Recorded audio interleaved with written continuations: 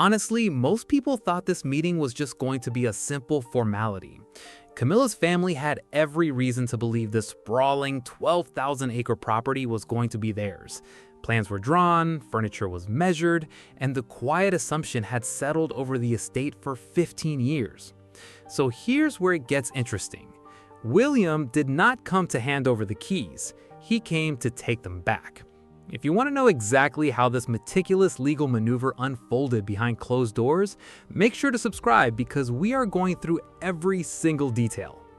To understand the gravity of what happened that morning, we have to look at the exact setting and the mood in the room before Prince William arrived. It was 3 hours earlier when Camilla's family first arrived at Ravensmere.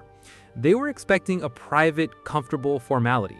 There was no anticipation of an argument, there was no preparation for a confrontation. In their minds, this was just about signing paperwork to finalize a transition that King Charles had implicitly supported for over a decade. Ravensmere is not just a house, it is a massive enterprise. We are talking about 12,000 acres of prime land. The property includes a historic Jacobean manor, 42 individual cottages, 2 fully operational working farms, a private lake, and an art collection that has never been cataloged for the public. For years, the estate had been treated as settled business. Even the household staff had adjusted their behavior to align with the assumption that Camilla's family would eventually take ownership. Staff members had already begun referring to one specific upstairs room as the study for Camilla's son. On this specific morning, fresh flowers had been deliberately placed inside that room to welcome him. Then Prince William arrived. The way he arrived set the tone immediately. There was no royal motorcade, there was no grand announcement. A single dark vehicle passed through the eastern gates of the estate at precisely 8:46 in the morning. And he did not come alone. William was accompanied by 2 solicitors who stepped out of the vehicle behind him, both carrying identical black document cases. That was the first clear indicator that this was not a standard family gathering. The second indicator was William's chosen route into the house. He actively refused to enter through the main doors where everyone else was waiting. Instead, he walked around the side of the manor, crossed the wet gravel of the courtyard, and entered through the old estate office. This specific office is where the historical land records for the property have been stored since the reign of Queen Victoria. The Prince of Wales bypassing the drawing room to go straight to the archives sent a definitive message. This was a strictly legal execution of estate law, not a casual family discussion. By 9:05 in the morning, Camilla was informed that William was inside the building. Reports indicate she assumed he was there to discuss structural renovations. The estate's east wing required significant structural work, and 2 of the roofs were actively leaking. Furthermore, there had been ongoing, quiet conversations about converting several of the 42 cottages into private residences for members of her extended family. King Charles had apparently encouraged this idea, not formally, which became the critical flaw in their plan, but privately. It was the kind of promise made within powerful families when they assume nobody will ever ask to see the legal proof. 5 words had been shared over the years. You will always have Ravensmere. But words only hold weight until they collide with a legally binding trust. The danger of those 5 words was that people started spending money based on them. Architectural plans for the cottages had been drawn up, furniture had been measured and ordered. One relative had even discussed logistics for moving a collection of horses onto the southern paddocks of the estate. Camilla's son had reportedly been given a tour of the wine cellar and was instructed on which specific bottles were considered permanent fixtures of the house. Try to visualize the psychological state of Camilla's family at this moment. For years, they had been treated like the inevitable future owners every single time they drove through the estate gates. Then, picture William walking into the room, placing a comprehensive 6-page legal opinion on the center of the table and stating clearly that none of them were ever beneficiaries to begin with. That single sentence completely altered the reality of the room. It instantly reframed the past 15 years. Suddenly, every private promise Charles had made sounded legally empty. Every renovation plan became an overstep. Every room they had started claiming as their own officially belonged to someone else. The immediate question in the room was, if not us, then who? But William maintained complete control of the pacing. He refused to answer that specific question immediately, simply stating, "Not yet." Camilla entered the estate office shortly after 9:20 p.m. King Charles followed several minutes later. Observers noted he was visibly irritated that this administrative matter had not been brought to his personal attention first. When the king entered, Prince William did not stand. In royal circles, that specific detail alone completely shifted the temperature in the room. It signaled that William was acting in his capacity as a legal trustee, not just as a son or a working royal. He remained seated beside his lead solicitor. His hand rested on a faded leather folder. King Charles looked immediately at the folder and recognized the crest embossed on the leather. It was the crest of his grandmother, the Queen Mother. At that exact moment, the confidence reportedly vanished from the king's face. To understand why, we have to look at the exact ownership structure of Ravensmere. Ravensmere was never purchased by King Charles. It was never officially granted to Camilla. Crucially, it was not Crown estate property, which means it was not subject to the standard rules of the monarchy's sovereign wealth. Instead, Ravensmere sat inside a highly specific private family settlement that had been created decades earlier. Over the years, this settlement had been amended exactly 3 times. The First Amendment protected the physical land, ensuring it could not be sold off in parcels. The Second Amendment protected the manor house itself. But the Third Amendment is where this entire situation unraveled. The Third Amendment protected the succession clause, and it was a clause nobody in Camilla's family, and apparently not even Charles himself, had thought to verify. Under this trust, King Charles had been granted what estate lawyers call a life interest. A life interest means he had the right to use Ravensmere, he had the right to maintain it, and he was legally entitled to receive the income generated by the 2 working farms. However, a life interest strictly prohibits the individual from permanently transferring the asset outside of the specific bloodline named in the original settlement. He could not gift it by promise, he could not transfer it by a written letter, he could not even override it by a royal command, because private trust law operates independently of the crown. Camilla's daughter asked the most logical question in the room. If His Majesty controls the estate entirely during his lifetime, why is he restricted from choosing what happens to it after he passes? In response, William's solicitor opened the faded leather folder. The answer was simple but devastating. The restriction was put in place before his marriage to Camilla ever took place. Total silence fell over the room. The restriction was not put in place after the wedding as some sort of reaction, it was executed before the wedding. Someone in the royal family had anticipated this exact property dispute years before anyone else even realized there was going to be a marriage. The immediate assumption in the room was that Queen Elizabeth II had orchestrated this. Everyone looked towards William, fully expecting him to invoke the late Queen's name. He did not. The legal amendment restricting the estate was signed in November 1999. This was 3 years before the Queen Mother passed away, and the full 6 years before Charles and Camilla were married.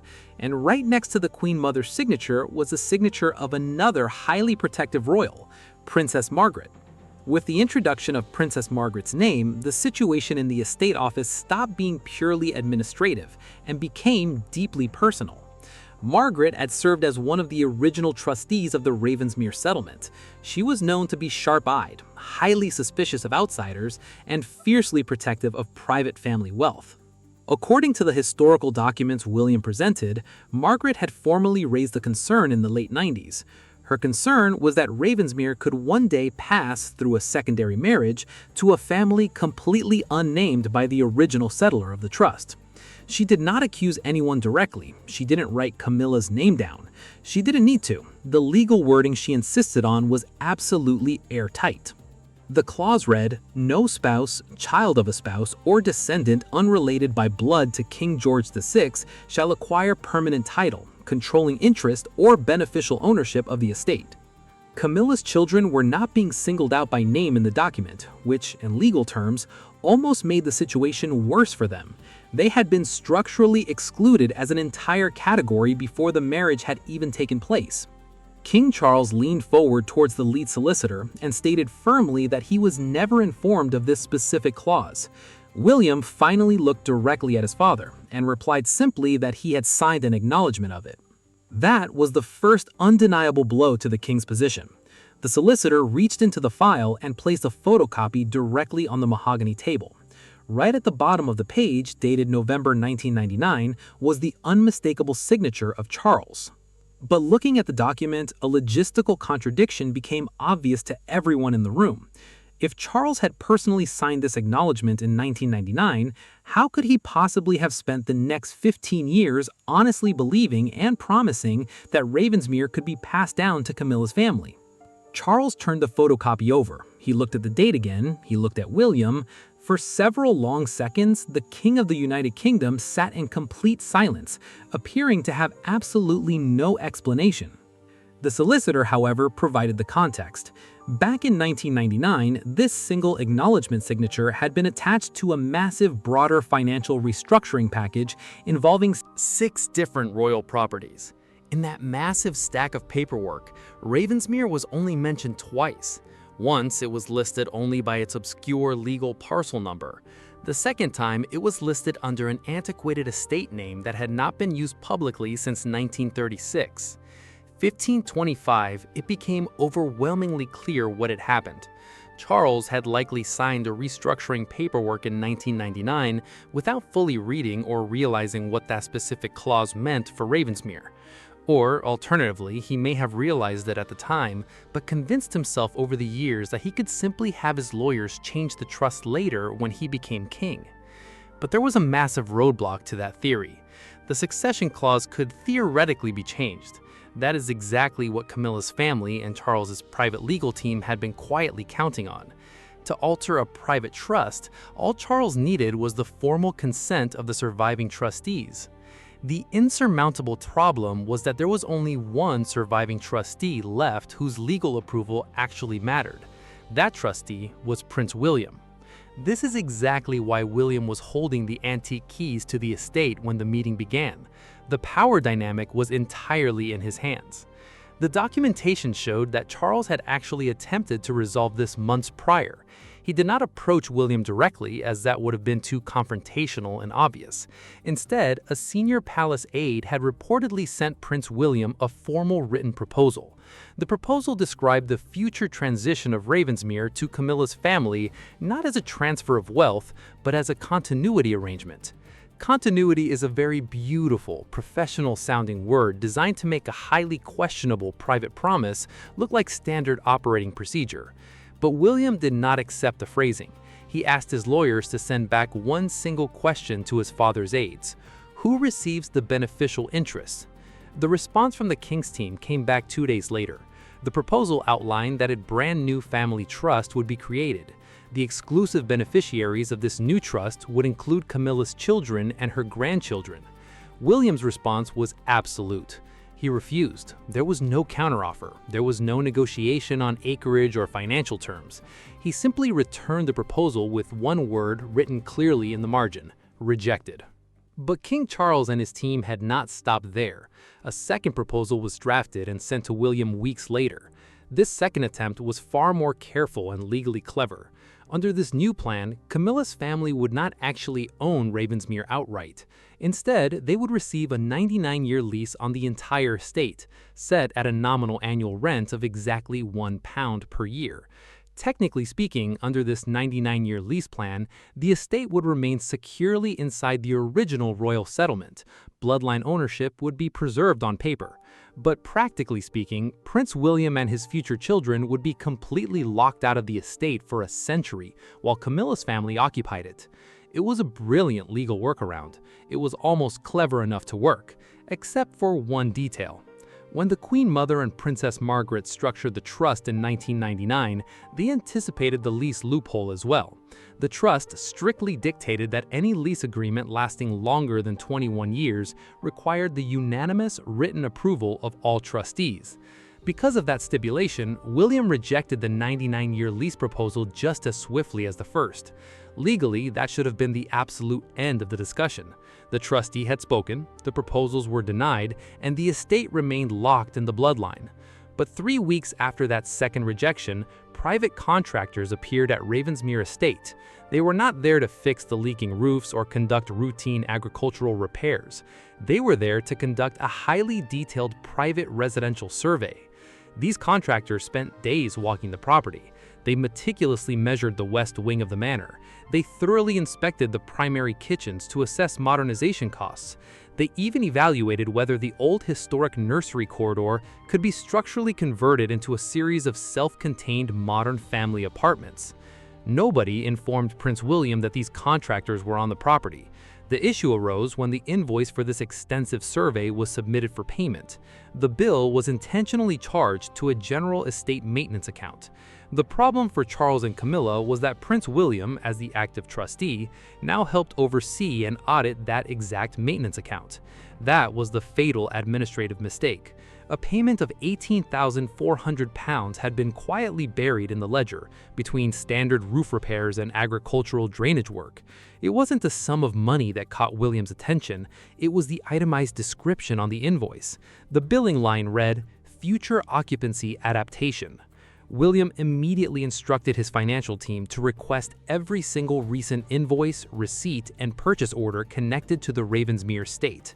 That deep dive is when he found the furniture orders.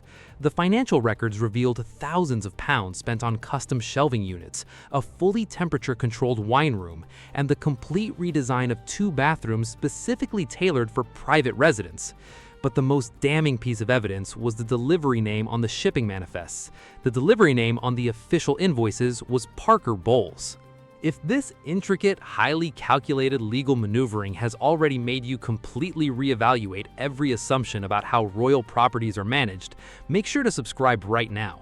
We are breaking down exactly how these private family trusts operate, because Prince William was far from finished. He had not even revealed the most critical document yet, the document that would officially turn what seemed like a standard property dispute into a complete restructuring of the family hierarchy. Let us go back inside that estate office.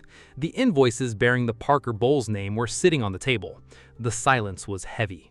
Camilla, recognizing the severe implications of the financial records, immediately went on the defensive. She began arguing the technicalities of the situation. Her core argument was that absolutely no one had actually attempted to seize anything illegally. She pointed out that the architectural surveys were only preliminary feasibility studies. She noted that the custom furniture, while ordered, had not actually been installed in the manor yet. Most importantly, she emphasized that no official lease had been signed or executed by the king. From a strictly legal standpoint, everything she said in that moment was entirely true.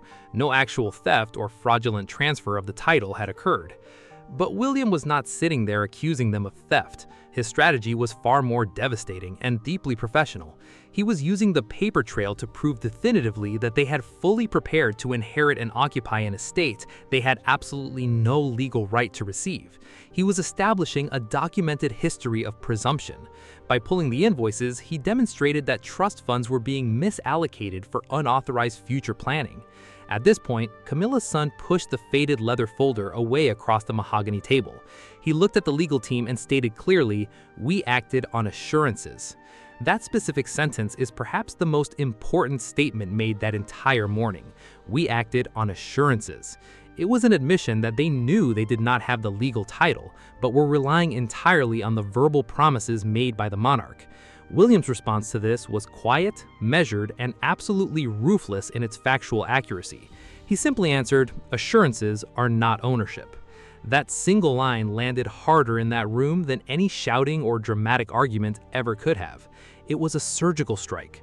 Everyone sitting at that table knew exactly who gave those assurances over the past 15 years. It was Charles. By stating that assurances are not ownership, William was directly indicting his father's handling of the estate without ever actually raising his voice or accusing the king of lying. King Charles finally turned toward his son. He attempted to regain control of the room by leaning on royal protocol and family discretion. He told William firmly, "This could have been handled privately." William's reply dismantled the king's defense instantly. He replied, "It was private until money from the estate was used." There it was. That was the inescapable turning point that Charles could not simply brush aside with his authority. Historically, royal families have survived immense embarrassment and internal conflict through silence and closed doors. But financial audits and trust accounting records don't care about family silence. Once actual trust money had been formally spent and logged to prepare the property for future occupants who were explicitly excluded as beneficiaries, William was no longer just a concerned son. As a trustee, he had a strict, legally binding fiduciary duty to challenge those expenditures. If he had ignored those invoices, he would have been complicit in the mismanagement of the trust. That was his unshakable legal position. But sitting across the table, Camilla saw something entirely different.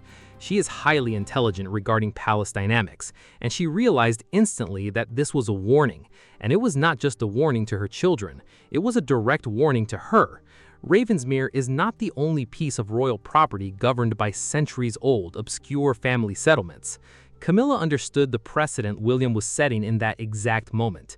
If the Prince of Wales was willing to dig through decades-old financial records, retrieve a forgotten leather folder from 1999, and audit maintenance invoices just to block this specific transfer, what else might his legal team find if they started looking into other estates? 3210. That realization completely changed her approach to the meeting. She instantly stopped arguing about the ownership of Ravensmere. She abandoned the defense of the renovations and the furniture. Instead, she pivoted to the most pragmatic question left on the table.